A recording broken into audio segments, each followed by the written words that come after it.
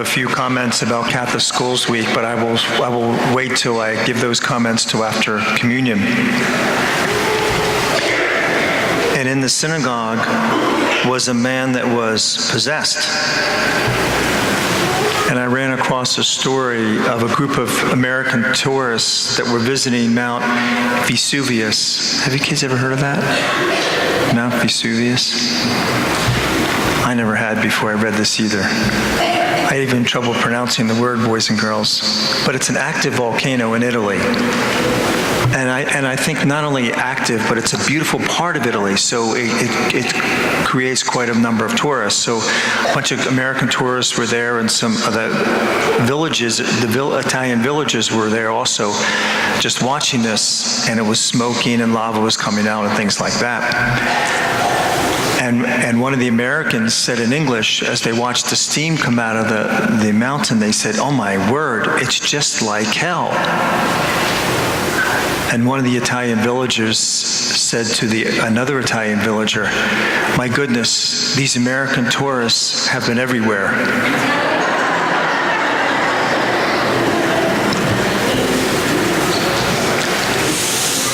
You know, I read this gospel this past week, and I thought to myself, you know, when Jesus came into that synagogue, they were astonished at their teaching. They were astonished at their teaching. But only one man in that synagogue knew who he was. Who was he? Who was the one man that knew who Jesus was? And don't answer, boys and girls. We'll save that for tomorrow. But it was the possessed man, right? The possessed man. He's the only one who knew who Jesus was. He said, "I know who you are. You're the Holy One of God." No one else in that church knew. Why? I think that's the question we need to ask ourselves today, my friends. When I was in Carlisle and St. Pat's, I don't know how many years, probably 15 years ago or even a little more now, but there was 3 priests there. The pastor was Father Fontanella, who probably you don't know him. He spent 30 years in Carlisle. And I don't know where he was before that, but most of his life, his priesthood was down in St. Pat's in Carlisle. Then there was Father Molesky, was retired and living in residence. Some of you may have heard he was in Steelton. He's been around a little bit. They were great. And there was a big church that was a mile from the rectory outside of town. And that's where the main church was and where the school was. And then they had a smaller, beautiful church called the Shrine Church in town where the rectory was. And so they had daily Mass, and they had one Sunday Mass there every morning. It was 8 o'clock Mass. And so I would have it one week, Father Molesky would have it next week, Father Fontanella would have it the other, so we would switch every week. It would be, one of us would take that in the rotation of 3s. Well, when I was there the one Sunday, somebody came up to communion, and you know, we've been giving communion for a long time, and this man should not have received communion. And I thought to myself, I shouldn't have given this man communion. Something just didn't seem right. And I watched him as he walked by, and he didn't even consume it. And I was thinking, I was watching as he walked down, thinking, did he just not even consume the sacred host either? And then I wanted to tell Father Molesky, because I knew he had the Mass the next weekend, and I wanted to tell him, and I forgot to tell him that. And then he experienced the same thing on Sunday as well and forgot to tell Father Fontanella. And when Father Fontanella came, and he was a little hard of hearing, so he spoke a little louder. And he said to him, "Receive in the proper way." And this way alerted the ushers in the back, who were already somewhat alerted because we were watching. They were wondering who this guy was. Well, this man received again and walked out the church. And the ushers noticed that he didn't consume the sacred host. He put it in his pocket. So the ushers followed him out, and he went to a car, and he met, and this is a true story, he met somebody at a Burger King right outside of Carlisle, and there was an exchange of money for the sacred hosts. But boys and girls, I tell that story because, first off, That's one of the most serious sins we can commit. Desecrating the sacred host. Only the Pope can forgive that sin. I can't. Only the Pope can forgive that. Now, normally he'll work through the local bishop, but they have to contact the Holy Father first, then he will contact the local bishop. But only the Pope can forgive somebody who has desecrated the sacred host. But what surprises me, my friends, and should make all of us aware, what did that man see in that sacred host that would think that it would have such value?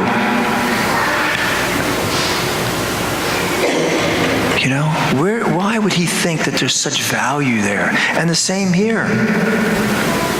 The first thing this man said that was possessed, he said, "What have you to do with us, Jesus of Nazareth? Why don't you leave me alone?" What was he afraid of?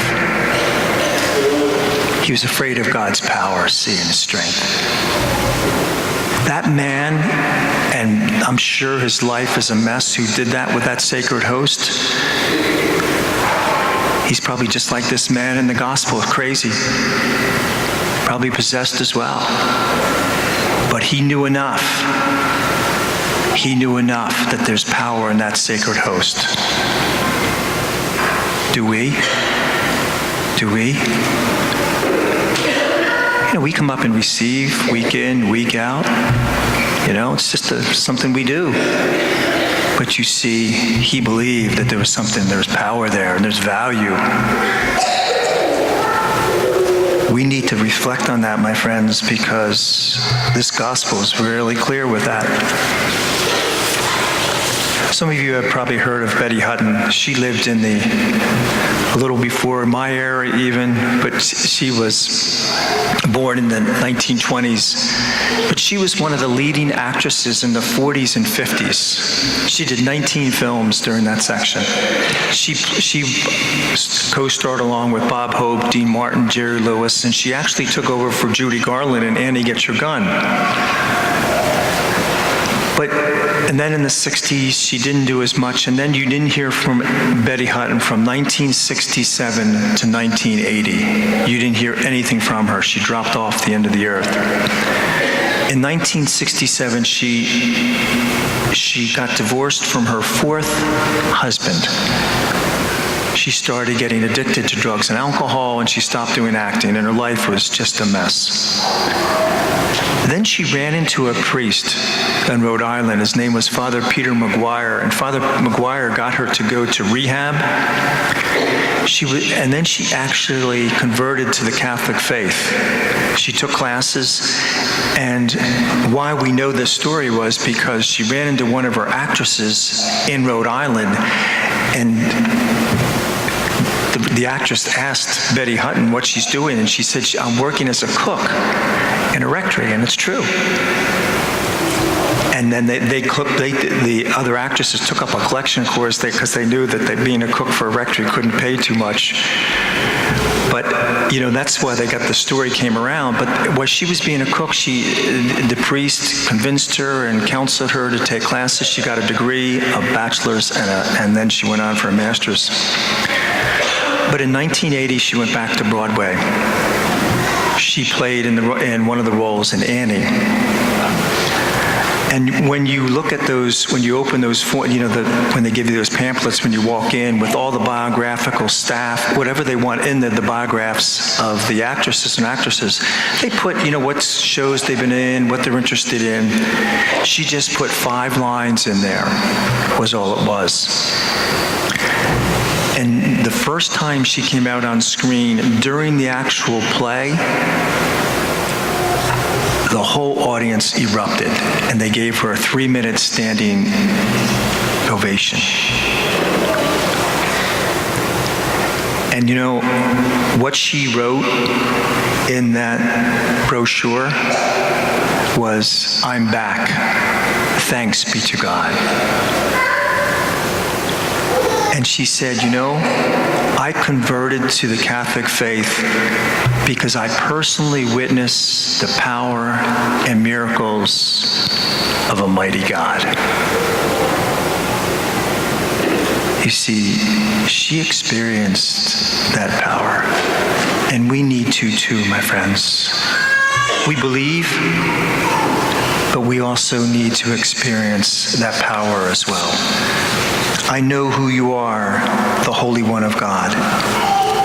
May we come to know who he is as well. God